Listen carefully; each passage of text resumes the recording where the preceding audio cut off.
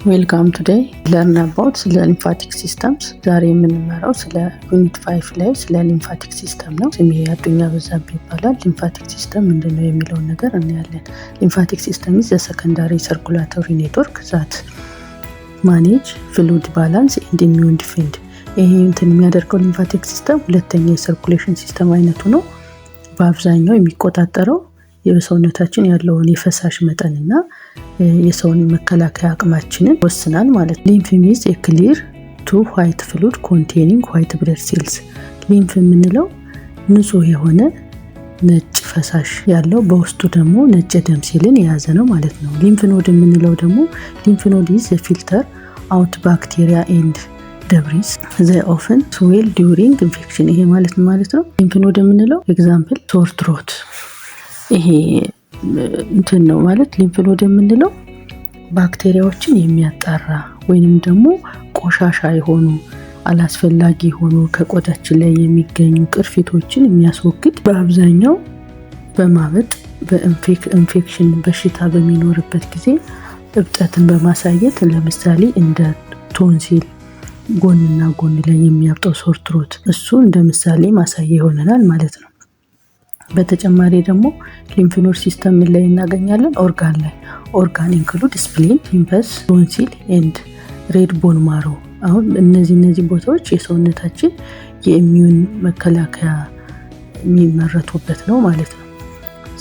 ጣፊያ ላይ፣ ታይመስ ላይ፣ ቶንሲላችን ላይ እና ቦን ማሮች ላይ የአጥንታችን ውስጥ ላይ እናገኛቸዋለን ማለት ነው። እዚህ ስዕሉ ላይ እንደምናየው ሊምፍ ኖድ የሚገኙበት ቦታዎች ሰውነታችን በብዛት የተለያዩ ቦታዎች ላይ እናገኛለን። ስዕሉን እንደምታዩት ታይመስ የተባለው ይሄ አንገታችን አካባቢ የምናገኘው የሚታይ ነው። ስፕሊን ሆዳችን አካባቢ ጣፊያ ምንላት ቦታ ላይ ነው። ሊምፍ ኖድ የምንለው ደግሞ ጉልበታችን ይሄ ንፍፊት ብለን የምንለው ህመም በሚኖር ቁስል በሚኖርበት ጊዜ አልፎ ብብታችን ስር ቶንስላችን ሲያመን ጎንና ጎን ላይ እንጥላችን እንደሚያመን እሱ አካባቢ ይሄ ግሮይንግ ኤሪያ የእግራችን ንቃይ ያለበት ቦታ ላይ እንደዚህ አይነት ቦታዎች ሊምፍ ኖዶች አብጠው እናገኛቸዋለን ማለት ነው። ህመም በሚኖርበት ጊዜ እነሱ ኢሚዩን ሲስተምን ለማደራጀት የሚንቀሳቀሱበት ጊዜ እጢዎችን አበጣበጥ ብለው ልናያቸው እንችላለን። አሁን እዚህ ጋር ደግሞ ዲዚዝ ኤንድ ሰርኩላቶሪ ሊምፋቲክ ሲስተም ስለ በሽታዎች ነው የምናጠናው። በሰርኩላቶሪ ሲስተም ላይ የሚከሰቱ ዋና በሽታዎች ምን ናቸው የሚለው እናያለን። በሊምፋቲክ ሲስተም ላይ ምን አይነት በሽታዎች ይከሰታሉ የሚለው እናያለን። ቫሪየስ ኮንዲሽን we can affect this system። በተለያዩ ምክንያቶች እነዚህ ሲስተሞች ሊጠቁ ወይም ሊጎዱ ይችላሉ። በምን ጊዜ?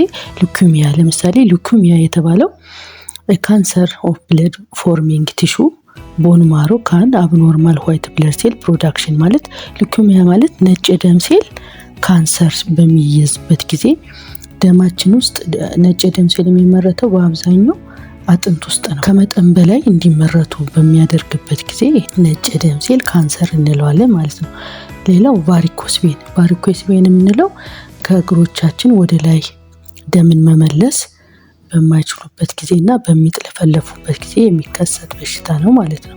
ኢንላርጅድ ኤንድ ትዊስትድ ቬን ኮዝድ ባይ ፋታል ቬዝልስ ማለት ቬን ምን አለው ብለናል?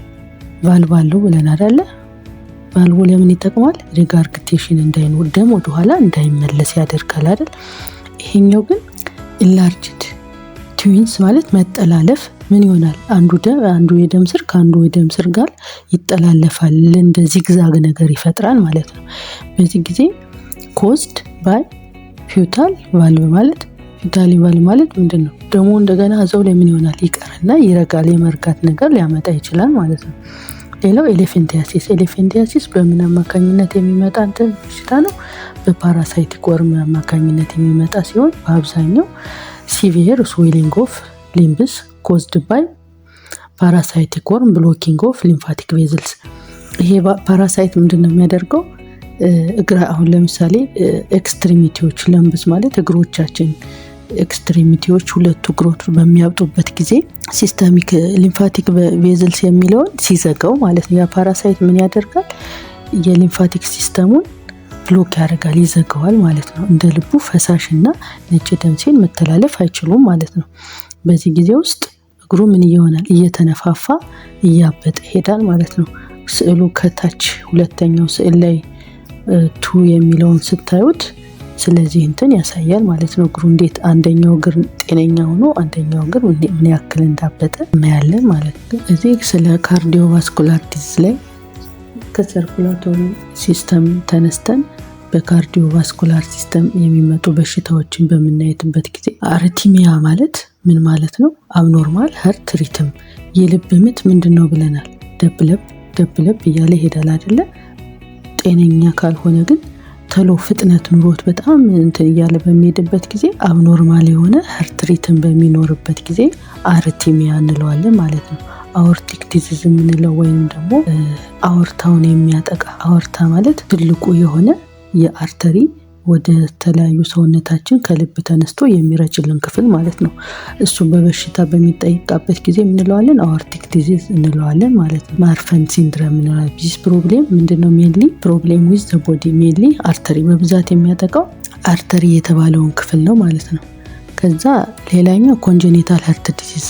ኮንጀኒታል ሀርት ዲዚዝ የምንለው ደግሞ በተፈጥሮ የሚመጣ የልብ ህመም በሚኖርበት ጊዜ ኮንጀኒታል ሀርት ዲዚዝ ፕሬዘንት አት በርስ፣ ልክ ሲወለድ ጀምሮ የነበረ የልብ ህመም ከተከሰተ እንለዋለን ኮንጀኒታል ሀርት ዲዚዝ እንለዋለን ማለት ነው። ቀጣይ ላይ ኮሮነሪ አርተሪ ዲዚዝ። አንደኛው አርተሪ የአርተሪ ክፍል ሆኖ ልባችን እንደሌላው የሰውነታችን ክፍል ምን ያስፈልጋታል ብለናል? ደም ያስፈልጋታል። ይሄን ለልብ የሚለግሰውን የደም ክፍል የሚያጠቃ በሽታ ምን እንለዋለን? ኮሮነሪ አርተሪ ዲዚዝ እንለዋለን። ናሮዊንግ ኦፍ አርተሪ ሳፕላይንግ ቱ ሀርት፣ ወደ ልብ የሚሄደውን የደም መስጫ ቱቦውን ምን ያደርገዋል? ናሮ ጠባብ ያደርገዋል ማለት ነው ኮሮነሪ አርተሪ ዲዚዝ የሚለው። ሌላው ዲቢቲ ኤንድ ፕሉሞናሪ ኤምቦሊዝም ማለት ነው። ዲቢቲ ከታች በቫሪኮስ ቬን በምናይበት ጊዜ ደሞቹ እርስ በርስ የደም ስሮችን ቬኖችን ካጠላለፈ በኋላ ምን ይሆናል? ደም ሊረጋ ይችላል። ያ የረጋ ደም ደግሞ እንደምንም አልፎ ወደ ላይ በሚሄድበት ጊዜ፣ ወደ ልባችን በሚመለስበት ጊዜ ሊጣራ ወደ የት ይሄዳል? ወደ ሳምባችን ሊጣራ ይሄዳል። በማን አማካኝነት? በፕሉሞናሪ አርተሪ አማካኝነት ወደ ሳምባችን ይሄዳል።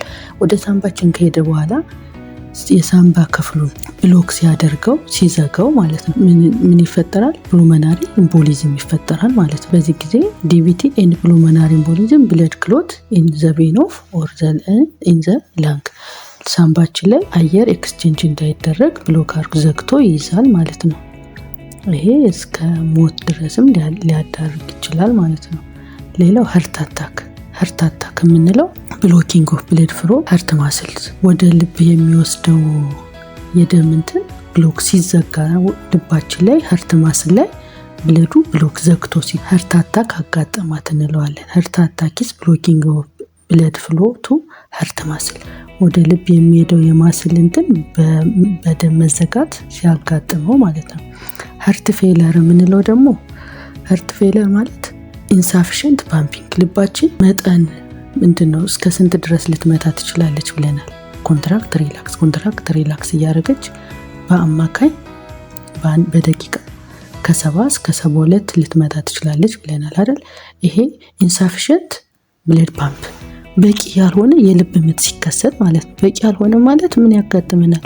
ያንዳንዱ ሴሎቻችን ኦክሲጅን ሊያገኙ ይችላሉ። ሰውነታችን ሴላችን ሊደክም ይችላል፣ ፋቲክ ሊሆን ይችላል ማለት ነው። ካርዲዮማዮፓቲ የምንለው ደግሞ ይሄ ማዮ ማለት ማስል ማለት ነው። ካርዲዮ ማለት ልብ ማለት ነው። ፓቲ ማለት መድከም ማለት ነው። የልብ ጡንቻችን እንደ ልብ መምታት አለመቻል ማለት ነው። ማስሎች ላይ ስጋው ላይ ህመም በሚኖርበት ጊዜ ማስኩላር ዲዚዝ ኦፍ ዘ ሀርት፣ እነዚህ እንትኖች ልብ ላይ ሊከሰቱ ይችላሉ ማለት ነው። ሌላ አተሌክታሲስ የምንለው የአርተሪ ብለድ ቬዝልስ እየጠበበ በሚመጣበት ጊዜ፣ እዚህ ስዕሉን በምናይበት ጊዜ ኖርማሉ ይሄ ቀይ ሆኖ የምናየው ኖርማል የደም ስር አርተሪ የምናየው ጊዜ ነው። ይሄ መሀል ላይ ቢጫ የምናየው ደግሞ አተሌክታሲስ ሲፈጠርበት የደም ስሩን እያጠበበው ሲሄድ ማለት ነው። ላግ ፋት ኮሌስትሮል በእያንዳንዱ የደም ስር እየተለጠፈ በሚሄድበት ጊዜ አርተሪ ቢካ ምን ይሆናል? ናሮ ኤንድ ስቲፍ እየጠበበ እየጠነከረ ይሄዳል። ፍሌክሲብል አይሆንም። ብለድ ፍሎ ቢካም ዲፊካልት፣ ለማስተላለፍ ይቸገራል። ብለድ ክሎት ኤንድ ፎል ኤንድ ብሎክ ፍሎ ኮምፕሊትሊ ማለት ምን ማለት ነው? ደም ሊረጋ ይችላል። ይሄ የደም መርጋት ወደ ምን ሊቀየር ይችላል? ደም ሙሉ ለሙሉ እንዳይተላለፍ ሊያደርገው ይችላል ማለት ነው። ሪዛልት በስተመጨረሻ ለምን ሊዳርገን ይችላል? ሀርት አታክ ምን ያመጣል ብለናል? ልባችንን ሊያስቆማት ይችላል፣ ብሎክ ሊያደርግ ይችላል፣ ሊዘጋት ይችላል። በዚህ ሰዓት ስትሮክ ሊከሰት ይችላል ማለት ነው። ስትሮክ ማለት ኢንሳፊሽንት ኦክሲጅን በሚከሰትበት ጊዜ ወይንም ደግሞ ደም ስር ላይ ጭንቅላታችን ላይ ደም በሚፈስበት ጊዜ ስትሮክ እንለዋለን።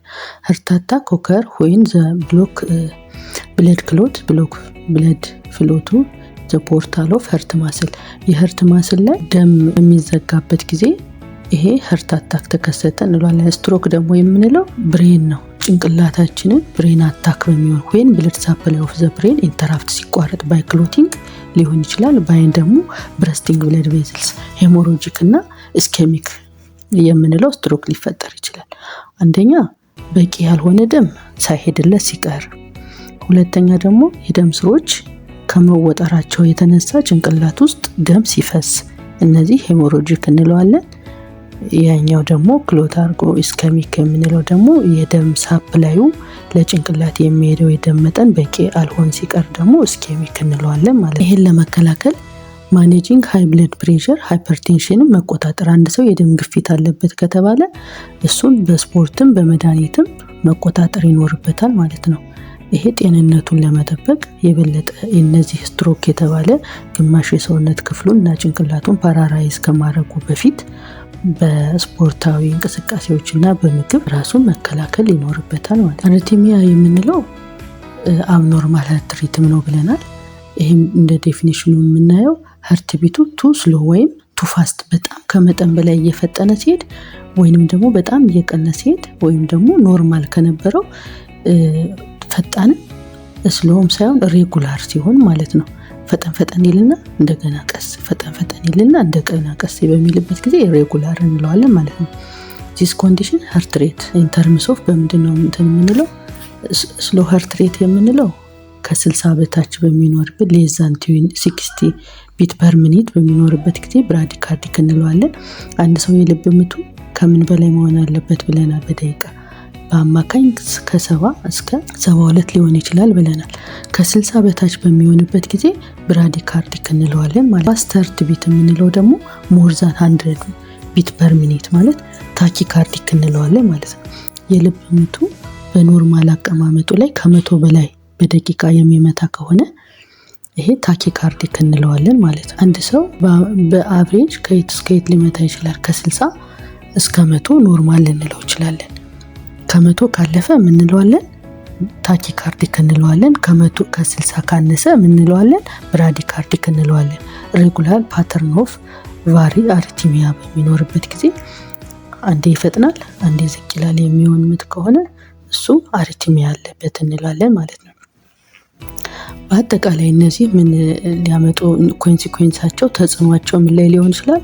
ሀርት ሜይ ቢ ፓምፒንግ ኢነፍ ብለድ ቱ ሚት ቦዲ ኒድ፣ የሰውነታችን የደም ስሮች ከሚፈልጉት መጠን በታች ሊሆን ይችላል ማለት ነው። ወይንም በቂ ያልሆነ ነገር ሀርት ሜይ ቢ ምንድነው ፓምፕ ኢነፍ ብለድ በቂ ያልሆነ ደም ሊረጩ ይችላሉ ማለት ነው።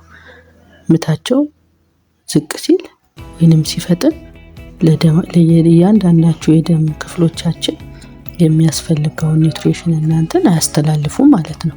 እነዚህ በሽታዎች በአጠቃላይ ሊከሰቱ ይችላሉ። ከዚህም ያለፈ ይኖራል።